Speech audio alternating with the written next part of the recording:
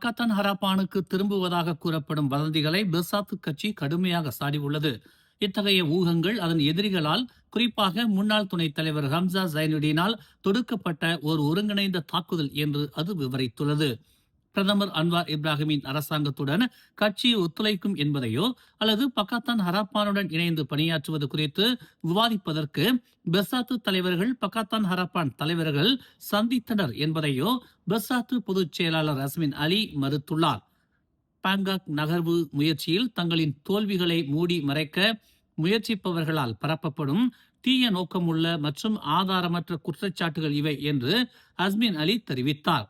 Bangkok நகர்வு என்பது நாட்டின் தலைமைத்துவத்தை மறு வடிவமைப்பதற்காக ஹம்சாவுக்கும் அம்னோ தலைவர் அமாட் ஜாகித் ஹமீடிக்கும் இடையே நடந்ததாக கூறப்படும் ஒரு சந்திப்பை குறிக்கிறது.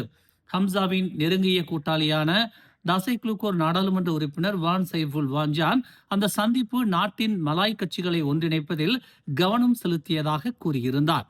மலேசியர்கள், குறிப்பாக தொழில் வல்லுநர்களிடமிருந்து பெர்சாத்துவுக்கு ஆதரவு அதிகரித்து வருவதால் இந்த ஒருங்கிணைந்த தாக்குதல் அதனை குறிவைப்பதாக அஸ்மின் தெரிவித்தார்.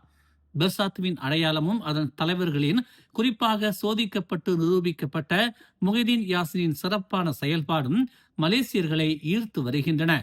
தங்களின் மிதமான, அனைவரையும் உள்ளடக்கிய மற்றும் முற்போக்கான பிம்பமும் மக்கள் நலன் சார்ந்த கொள்கைகளும் பரவலான ஆதரவை பெற்றுள்ளன என்று அஸ்மின் கூறினார். பரிகாத்தான் நேஷனலுக்குள் பெர்சாத்து மற்றும் பாஸ் கட்சிகளுக்கு இடையே ஏற்பட்ட பதற்றத்தை தொடர்ந்து பக்காத்தான் ஹராப்பான் உடனான பெர்சாத்துவின் உறவுகள் குறித்த ஊகங்கள் வெளிவந்தன. மலாக்கா தெங்காவில் உள்ள ஒரு கடை வளாகத்தில் நேற்று மாலை கொலை செய்யப்பட்டதாக சந்தேகிக்கப்படும் ஒருவரின் கைகள் கட்டப்பட்ட நிலையில் மடிக்கப்பட்ட மெத்தையில் அவர் சுற்றப்பட்டிருந்ததை கண்டெடுத்ததை தொடர்ந்து 40 வயது மதிக்கத்தக்க ஒருவரை காவல்துறை கைது செய்தது. கடை உரிமையாளர் நேற்று இரவு 7 மணி அளவில் கடையை சோதிப்பதற்கு சென்றபோது துர்நாற்றத்தை உணர்ந்து புகார் அளித்ததாக தெரிவித்தார்.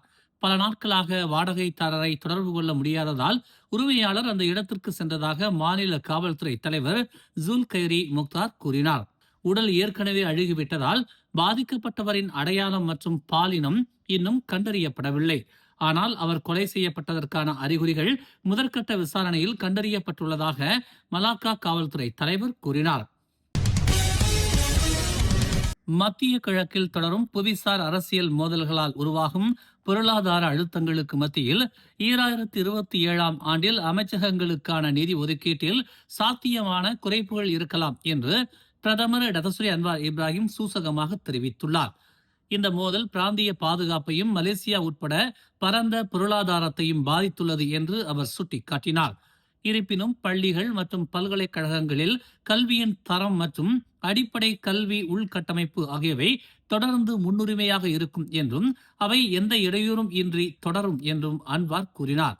இந்த ஆண்டின் முதல் காலாண்டில் மலேசியா ஊக்கமளிக்கும் முன்னேற்றத்தை பதிவு செய்துள்ளது. இது ஆசியான் மற்றும் ஆசியாவிலேயே சிறந்த ஒன்றாகும் என்று அவர் கூறினார். இருப்பினும் வளைகுடா பிராந்தியத்தில் தொடரும் மோதலும் நிலைத்தன்மை இன்மையும் நமது பொருளாதாரத்தையும் பாதித்துள்ளன. எனவே புதிய முடிவுகளை கேட்கும் போது செலவினங்களில் சில குறைப்புகள் இருக்க வேண்டும் என்பதை அமைச்சகங்கள் புரிந்து கொள்ள வேண்டும் என்று அன்வார் வலியுறுத்தினார். 20 பில்லியன் ரிங்கிட் ஒதுக்கீட்டில் இருந்து எதையும் சேமிக்க முடியாது என்பது சாத்தியமற்றது. செலவுகளை குறைக்கக்கூடிய பல பகுதிகள் உள்ளன என்று அவர் இன்று கோலாலம்பூர் சர்வதேச புத்தக கண்காட்சியின் தொடக்க விழாவில் தனது உரையில் இதனை தெரிவித்தார். ஜொஹூர் தமான் பெரிண்டிஸ்ட்ரியான் மாஜுஜேயாவில் உள்ள ஒரு தொழிற்சாலையில் இன்று காலை தீ விபத்து ஏற்பட்டது. இதுவரை எந்த உயிரிழப்பும் ஏற்படவில்லை. காலை 9:03 மணிக்கு தீயணைப்பு மற்றும் மீட்புத்துறைக்கு அவசர அழைப்பு வந்தது. கம்பாஸ் நிலையத்தில் இருந்து தீயணைப்பு வீரர்கள் அனுப்பப்பட்டனர். 8 நிமிடங்கள் கழித்து சம்பவ இடத்திற்கு வந்த குழுவினர் மறுசுழற்சி செய்யக்கூடிய பொருட்களை சேமிக்கும் கிடங்காக பயன்படுத்தப்படும் தொழிற்சாலை தீ பிழம்புகளால் சூழப்பட்டிருப்பதை கண்டதாக செயல்பாட்டு தளபதி மூத்த தீயணைப்பு அதிகாரி வான் நார் அஃபண்டி வான் யூசுப் தெரிவித்தார். தீ அருகில் உள்ள வளாகங்களுக்கு பரவாமல் தடுக்க லார்கின், ஜொஹூஜயா, தெப்ராவ் மற்றும் ஸ்கூடாய் தீயணைப்பு நிலையங்களில் இருந்து கூடுதல் உதவி வரவழைக்கப்பட்டதாக அவர் ஒரு அறிக்கையில் தெரிவித்தார். சேதத்தின் அளவு மற்றும் தீ விபத்துக்கான காரணம் இன்னும் விசாரணையில் உள்ளதாக கூறினார்.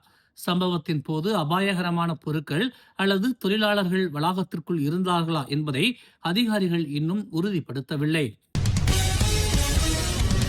கடந்த புதன்கிழமை நடைபெற்ற ஈத் அல் அதா விழாவின் போது பலியிடுவதற்காக வைக்கப்பட்டிருந்த ஒரு பசுவை சுட்டதை பெர்லிஸ் மந்திரி பெசார் அபுபக்கர் ரம்சான் நியாயப்படுத்தியுள்ளார். அந்த விலங்கு ஆக்ரோஷமாக மாறியதால் பொது பாதுகாப்பிற்காகவே அவ்வாறு செய்ததாக அவர் கூறினார். அந்த பசு கட்டுப்பாட்டை மீறி வெறித்தனமாக செயல்பட்ட பின்னரே துப்பாக்கியால் தாம் சுட்டதாக பெர்லிஸ் பெசாத்து தலைவருமான அவர் தெரிவித்தார். மேலும் விழாவில் இருந்த மற்ற 24 பசுக்களும் வழக்கமான நடைமுறையின்படி கொல்லப்பட்டதாகவும் அவர் குறிப்பிட்டார். தாம் வேடிக்கைக்காக அந்த பசுவை சுடவில்லை என்றும் அது ஆக்ரோஷமாக மாறி இருந்ததாகவும் தாங்கள் அதை தனியாக விட்டிருந்தால் அதை யாரையாவது குத்தி கொண்டிருந்தால் அதற்கு யார் பொறுப்பேற்பார்கள் என்றும் அவர் கேள்வி எழுப்பினார். அது கட்டுப்பாட்டை மீறி சென்றவுடன் எங்களால் வேறு எதுவும் செய்ய முடியவில்லை. அதனால்தான் நான் துப்பாக்கியை எடுத்து அதன் காலில் சுட்டேன். அது கீழே விழுந்த பிறகு நாங்கள் அதை அறுத்து விட்டோம் என்று அவர் கூறினார். அபுபக்கர் ஒரு துப்பாக்கியால் பசுவை சுடுவதை காட்டும் வீடியோ வைரலானது குறிப்பிடத்தக்கது. பிரதமர் அன்வார் இப்ராஹிம் இன்று நாடு தழுவிய அளவில் இடைநிலைப் பள்ளி மற்றும் உயர்கல்வி மாணவர்களுக்கு 100 ரிங்கிட் மதிப்புள்ள புத்தக வவுச்சர்களை அறிவித்தார். கல்வி அமைச்சின் கீழ் இடைநிலைப் பள்ளி மாணவர்களும் உயர்கல்வி அமைச்சின் கீழ் உயர்கல்வி மாணவர்களும் இந்த திட்டத்தின் கீழ் சேர்க்கப்படுவார்கள் என்று அன்வார் கூறினார். செலவு மிக்கதாக இருந்தாலும் இந்த புத்தக வவுச்சர் திட்டம் ஒரு முன்னுரிமையாக தொடர வேண்டும் என்று தாம் நிதி அமைச்சிடம் தெரிவித்ததாக அவர் இன்று கோலாலம்பூர் உலக வர்த்தக மையத்தில் நடைபெற்ற கோலாலம்பூர் சர்வதேச புத்தக கண்காட்சியை தொடங்கி வைத்த போது கூறினார். ஓம்ஸ் அறவாரியத்தின் ஆதரவில் மலர் டிவி வழங்கும் திரையிசை கண்ட இலக்கியம் நயம்பட உரைப்போம் 2026. பேச்சுத்திறன் உள்ளவர்களா நீங்கள்? உங்களுக்காக காத்திருக்கிறது பரிசு மலை. எண்ணற்ற திரைப்பாடல்களில் பண்டைய இலக்கிய கருத்துகள் கையாளப்பட்டுள்ளன.